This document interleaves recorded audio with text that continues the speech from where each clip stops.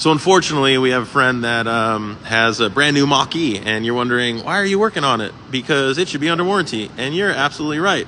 Unfortunately, road debris doesn't give a crap about warranty, and so he had some damage to his condenser, which was right in here. So a piece of tire actually hit the condenser and punctured. So see this, like the little runs this way? So that's where the Freon would actually travel through, and then right there, it got punctured. And as a result, the fascia needed to come off because one of the things that it damaged were the front louvers. So like a Model 3 and Model Y and many vehicles, a Model X and the S's, they have these active louvers. So these guys, here's the broken pieces. So like these, rotate in here like this to open and close. And so the piece of tire smashed and broke these two and this bracket. So you can see the rest of the bracket here. So these three pieces will need to be replaced.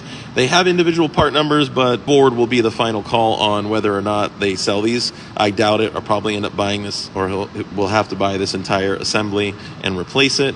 But here's a little motor. Anyway, so when these open and close, that's what allows air to come in and travel into the condenser to allow for the exchange of heat, right? Because remember, your Freon travels through the system and takes heat out of the cabin and then gets rid of it in the front.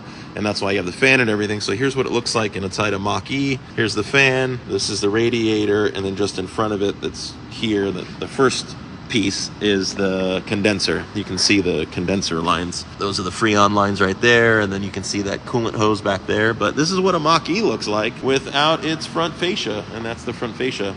We're going to replace the louvers and then the condenser, obviously, and nothing else was hurt. But here's that piece of tire that actually hit this poor Mustang. This is the tire that caused all the damage. It was still laying inside the fascia area.